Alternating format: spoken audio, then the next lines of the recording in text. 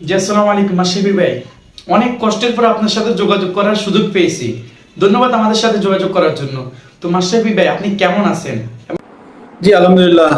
আহ, এমনি শারীরিকভাবে ভালো আছি, অবশ্যই মানসিকভাবে খুব একটা ভালো নাই। এবং তবে আছি, হ্যাঁ আমি ঢাকায় আছি, বাংলাদেশে আছি, পরিবার নিয়ে আছি। এখন এইগুলোর উত্তর দিতে যাওয়াটা আমার কাছে মনে হয় যে একদম শুধু শুধুই হবে। আর যদি এক কথায় উত্তর দিই তাহলে বলতে হবে যে আমি আসলে ব্যর্থ হয়েছি এখানে, অ্যাবসলিউটলি ব্যর্থ হয়েছি। প্রথম প্রথম যে জিনিসটা। আর দ্বিতীয় কথা হচ্ছে যে আমি আহ, কথা যদি বলতে হতো, ধরেন আমি যদি কথা বলতাম, অবশ্যই যৌক্তিক কোটা সংস্কার নিয়ে যে আলোচনা হচ্ছিল শুরুতে, সবাই যখন চেয়েছিল যে আমি কথা বলি, তখন যৌক্তিকভাবে কোটা সংস্কার হবে সেটা, বা কোটা সংস্কার হতে যাচ্ছে এটা পরিষ্কারভাবে বোঝা যাচ্ছিল, বা আমার কাছে মনে হচ্ছিল যে কোটা সংস্কার হয়তো বা হবে।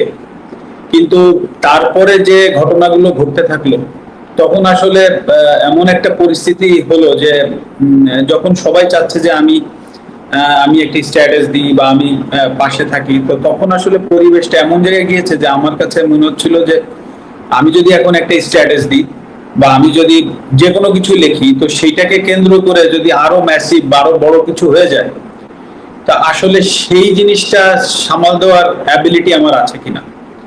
তো সবকিছু মিলিয়ে আসলে ঘটনাগুলো এত দ্রুত ঘটেছে, তো আমার পক্ষে সম্ভব হয়নি, তবে আমি চেষ্টা করিনি সেটা না। এবং আরেকটি বিষয় যে আমি যদি কথা, মানে আমি যদি স্ট্যাটাসের ভিতরে সীমাবদ্ধ থাকতে চাইনি, এটা সত্যি কথা।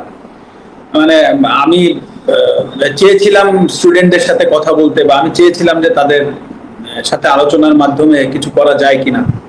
হ্যাঁ, কারণ আমি যদি একটা স্ট্যাটাস দিতাম, তাতে করে আহ, যা কিছু ঘটেছে, যা কিছু হয়েছে, তার তার থেকে কম হতো না। বরঞ্চ আমার সার্বিকভাবে আমার যে ভয়টা কাজ করছিল যে আহ, আমার স্ট্যাটাসের কারণে বা আমার কোনো একটা ভুল পদক্ষেপের কারণে যদি জিনিসটা আরো বড় হয়ে যায়, তখন সেটা সামাল দেওয়ার আমার ক্ষমতা আছে কি।